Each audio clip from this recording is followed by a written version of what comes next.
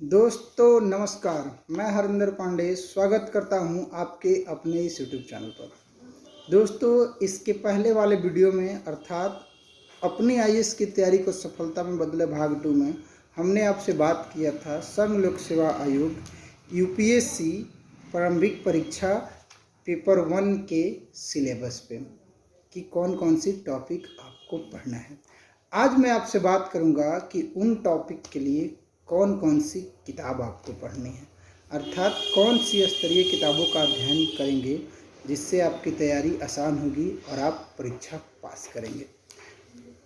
अपनी बात को आगे बढ़ाने से पहले मैं प्रारंभिक परीक्षा के पूरे पैटर्न पे एक बार ध्यान दिलाना चाहूँगा आपका। वैसे तो ये बात आप जानते हैं, बस मैं आपको वहाँ ध्यान दिलाऊंगा कि ये चीज़ें होती हैं। दोस्तों, प्रारंभिक परीक्षा में 2 पेपर होता है। एक होता है सामान्य अध्ययन जनरल स्टडीज का पेपर जो 200 नंबरों का होता है, 100 क्वेश्चन होता है और 2 घंटे का होता है। दूसरा पेपर होता है CSAT civil service aptitude test जिसमें 80 क्वेश्चन होता है, 200 नंबर होता है और वो भी 2 घंटे का होता है। दोनों पेपर फिर निगेटिव मार्किंग होता है। प्रारंभिक परीक्षा क्वालिफाइंग परीक्षा है, सीसेट पेपर क्वालिफाइंग, अर्थात इसमें अब ये है कि CSAT paper qualifying, CSAT paper में आपको 33% नंबर लाना है। जब तक आप सीसेट में क्वालिफाइंग नहीं होंगे, जीएस का पेपर आपका चेक नहीं होगा और जीएस का पेपर चेक नहीं होगा, फिर आपकी मेरिट नहीं बनेगी और जब मेरिट नहीं बनेगा तो आप प्रारंभिक परीक्षा क्वालिफाइंग नहीं करेंगे और पूरा का पूरा प्रारंभिक परीक्षा ही क्वालिफाइंग है। तो ये था प्रारंभिक परीक्षा के परीक्षा पैटर्न के बारे में जिस पे मैंने आपका ध्यान दिला। अब चलिए बात करते हैं कि कौन कौन सी जीएस का सामान्य अध्ययन की सिलेबस के अनुसार जो टॉपिक दिया है उस टॉपिक के लिए कौन कौन सी किताब आपको पढ़ना है। दोस्तों, 1 नंबर टॉपिक है राष्ट्रीय और अंतर्राष्ट्रीय महत्व की सामयिक घटनाएं। वैसे तो प्रारंभिक परीक्षा से 1 महीना पहले और उसके 1 साल पहले की जो बीच की घटनाएं अर्थात 5 मई 2022 के और 2021 के 5 मई के बीच की जो घटनाएं अर्थात 1 साल की जो घटनाएं हैं, जो राष्ट्रीय और अंतर्राष्ट्रीय घटनाएं हैं, उसी को देखना है और उसी को तैयार करके चलना है। मार्केट में कई सारे मैगजीन्स है, उसमें से किसी एक मैगजीन को चुनना है, उस मैगजीन को चुनना है, उस पत्रिका को चुनना है जिसको आप आसानी से पढ़ें और समझ जाए।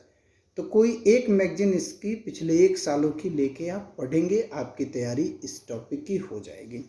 दूसरा है भारत का इतिहास और भारतीय राष्ट्रीय आंदोलन। दोस्तों, भारत के इतिहास और भारतीय राष्ट्रीय आंदोलन में 2 बुक आप पढ़ें। वैसे तो आपको एक और बुक्स पढ़नी चाहिए मध्यकालीन भारत की, लेकिन अब समय नहीं है कि मोटी बुक पढ़ें। अब समय है कि जो सॉलिड किताब है, जो ऑथेंटिक्स किताब है, जिसको पढ़े और ज़्यादा से ज़्यादा उससे लाभ ले और ज़्यादा से ज़्यादा उपयोगी करे अपनी तैयारी में। रामशरण शर्मा जी की एक किताब आती है प्रारंभिक भारत का परिचय।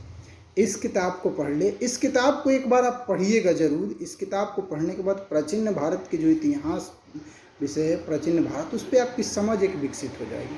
दूसरा, राष्ट्रीय आंदोलन के लिए बिपिन चंद्रा जी की एक बुक आती है भारतीय स्वतंत्रता संघर्ष। इस बुक को तो हर किसी को एक बार पढ़ना चाहिए। इस बुक को पढ़ने के बाद आपको आपके आधुनिक भारत के इतिहास, आज़ादी के समय की जो घटनाएं हैं, उस घटनाओं के बारे में अच्छी समझ विकसित हो जाएगी और कहीं ना कहीं आपके प्रारंभिक परीक्षा, मुख्य परीक्षा और साक्षात्कार में भी उपयोगी होगा ये बुक। अब चलिए तीसरा जो टॉपिक है भारत एवं विश्व का भूगोल, भारत एवं विश्व का प्राकृतिक, सामाजिक, आर्थिक भूगोल। दोस्तों, इस टॉपिक में जहाँ तक मैंने तैयार किया इस टॉपिक को, उसके लिए मैंने 6 से लेके 11 तक की एनसीईआरटी को बुक को पढ़ा। लेकिन लास्ट जब परीक्षा नज़दीक आया तो मैं 8, 9, 10th और 11th की बुकों पे ज़्यादा फोकस किया और इसको अच्छे से तैयार किया और क्वेश्चन भी ठीक ठाक मैंने सॉल्व किया। तो इस किताबों को अर्थात एनसीईआरटी 8, 9, 10th और 11th की किताब को पढ़ेंगे तो आप इस टॉपिक को आसानी से तैयार कर लेंगे। अगला टॉपिक है भारतीय राजतंत्र और शासन, संविधान, राजनीतिक प्रणाली, पंचायती राज, लोक नीति, अधिकारों से संबंधित मुद्दे। दोस्तों इसके कुछ जो टॉपिक होंगे वो समसामयिक के होंगे, अर्थात करेंट बेस पे होंगे। लेकिन इसके लिए जो रामबाण किताब है, जो काफ़ी उपयोगी किताब है, वो है भारतीय राज्य व्यवस्था लक्ष्मीकांत जी की। वो एक ऐसी बुक है कि उसको अगर एक दो बार आप पढ़ लेंगे तो संविधान की समझ आपको अच्छी हो जाएगी, बहुत बेहतर संविधान को आप समझ पाएंगे, जान पाएंगे। और दूसरे की आप प्रारंभिक परीक्षा, मुख्य परीक्षा की तैयारी में जो भी संविधान से रिलेटेड टॉपिक है उसे आसानी से तैयार कर लेंगे। तो इस टॉपिक के लिए भारतीय राज्य व्यवस्था लक्ष्मीकांत की किताब को पढ़ें, काफ़ी उपयोगी होगा। अगला टॉपिक अर्थात पांचवा टॉपिक है आर्थिक और सामाजिक विकास। सतत विकास, गरीबी समावेशन, जनसंख्या सामाजिक क्षेत्र में की गई पहल। दोस्तों इसके जो ज़्यादा से ज़्यादा चीज़ें होती है वो करंट बेस होता है। और करंट बेस में क्या होता है कि भारत सरकार के द्वारा लाई गई योजनाओं से ज़्यादा क्वेश्चन आता है। लेकिन इसके लिए बेसिक जो समझ है उसके लिए आप 9th 10th और 11th की अर्थव्यवस्था की किताब को पढ़ लें। वो आपकी एक बेसिक समझ विकसित कर देगी और कहीं ना कहीं आपको एक अच्छा अर्थव्यवस्था पे समझ होगा। तो इसमें आपकी ये तैयारी की काफ़ी ज़्यादा हेल्प होगा। बाकी जो चीज़ है वो करंट की जो आप मैगजीन पत्रिका लेंगे उसमें जो आर्थिक पहल है, खासकर जो योजनाएं हैं उसे आप ध्यान से देखते जाएंगे, ध्यान से पढ़ते जाएंगे तो ये टॉपिक आसानी से तैयार हो जाएगा। अगला टॉपिक है छठा टॉपिक, पर्यावरण परिस्थिति की जैव विविधता और मौसम परिवर्तन संबंधित सामान्य मुद्दे। दोस्तों इसके लिए कोई विशेष तैयारी करने की ज़रूरत नहीं है और इसके लिए कोई विशेष किताब को पढ़ने की ज़रूरत नहीं है। जो पत्रिका आप करंट के लिए लेंगे उसमें पर्यावरण से संबंधित जो मुद्दे होगा, जो आप ज्योग्राफी जो एनसीईआरटी की भूगोल की किताब पढ़ेंगे उसमें पर्यावरण से संबंधित जो होगा। और कहीं ना कहीं जब आप आर्थिक विकास और आर्थिक और सामाजिक विकास पढ़ेंगे, इससे जो पर्यावरण से संबंधित मुद्दे होगा उसको देखते जाएंगे तो ये टॉपिक आसानी से तैयार होगा। अर्थात इसको कहीं अलग से और किसी विशेष विशेषज्ञता के और किसी अलग किताब को पढ़ने की बिल्कुल ज़रूरत नहीं है। आखिरी टॉपिक है सामान्य विज्ञान।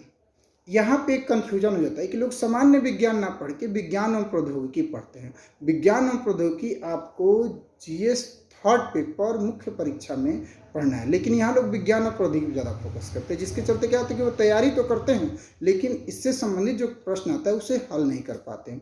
इसके लिए घबराने की कोई ज़रूरत नहीं है। एनसीईआरटी की 8th 9th और 10th की बुक पढ़ लें। अगर उसको भी आप नहीं पढ़ पाएँ तो लूसेंट सामान्य विज्ञान में, लूसेंट प्रकाशन की सामान्य विज्ञान की जो किताब आती है उसे देख लें। हाँ दोस्तों याद रखिए, या तो एनसीईआरटी पढ़िएगा या लूसेंट सामान्य विज्ञान पढ़िएगा। इस किताब को पढ़िएगा तो ये टॉपिक तैयार हो जाएगा। तो दोस्तों ये रहा कुछ स्तरीय बुक जिसे मैंने आपको बताया। ये बुक मैंने जो बुक बताया वो आखिरी नहीं है, अंतिम नहीं है। इसमें आप और भी अपने से जोड़ के बेहतर कर सकते हैं और अपनी तैयारी को बेहतर कर सकते हैं। बस ये मेरा एक्सपीरियंस, मेरा अनुभव रहा जिस बुक को मैंने पढ़ा और प्रारंभिक परीक्षा के जीएस पेपर में बेहतर किया। तो ये मैं आपसे अपने अनुभव और अपनी पढ़ी हुई चीज़ों को शेयर किया। दोस्तों एक बात हमेशा ध्यान रखिए कि पढ़ने से, किताब लाने से ही आपका सिलेक्शन नहीं होगा। सिलेक्शन अर्थात सफलता एक प्रक्रिया है जिससे आपको हो के गुजरना पड़ेगा और हर स्तर पे, हर चरण पे अपने आप को व्यवस्थित करके चलना पड़ेगा।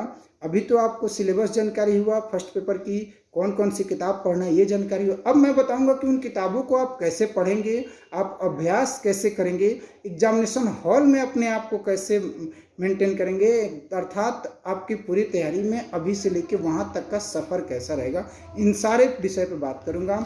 सीसेट के विषय पे बात करूँगा, सीसेट के टॉपिक पे बात करूँगा, सीसेट में कैसे आप क्वालिफाइंग करेंगे, क्या करेंगे, इन सब पे बात करूँगा। लेकिन उससे बात करने से पहले मैं आपसे निवेदन करूँगा कि आप अपने अंदर ईमानदारी लाइए, आप मेहनत करिए और मेहनत करके हमेशा इस बात को ध्यान में लेके चलिए कि आपकी तैयारी सफलता में बदलनी चाहिए, क्योंकि असफलता वह पाप है जिसे दुनिया कभी माफ़ नहीं करती है। अगर आप किसी भी रूप में असफल हो जाएंगे ना तो ये दुनिया की नज़र और नज़रिया दोनों बदल जाएगा। कल तक जो लोग मुझे जिस दृष्टिकोण से देखते थे, आज मुझे वो किस दृष्टिकोण से देखते हैं। कल तक मैं उनके लिए क्या था और आज मैं किसी के लिए क्या हूँ ये मैं नहीं बता सकता हूँ। बस मेरा दिल जानता है और मैं जानता हूँ कि उनका व्यवहार मेरे प्रति क्या है और उसका कारण क्या है, तो मेरी सफलता और मेरी असफलता।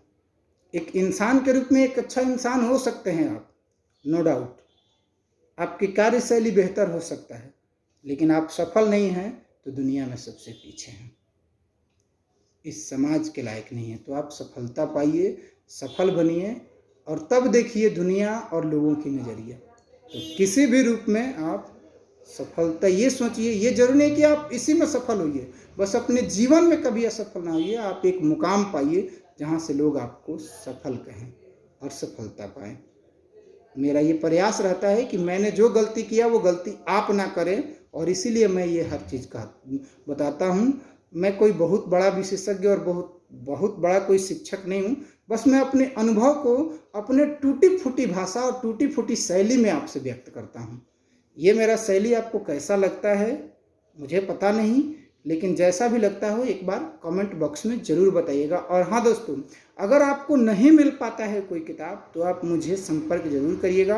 अपना नंबर मुझे व्हाट्सअप कमेंट बॉक्स में व्हाट्सअप करिएगा। मैं सारे बुक की, कुछ बुक्स को तो नहीं, चूँकि कुछ का PDF मिलना मुश्किल है, शायद मिलता भी नहीं है, मुझे जानकारी नहीं है, लेकिन जो भी PDF है मेरे पास मैं उसे आपको भेज दूँगा ताकि आपको तैयारी करने में आसान होगा।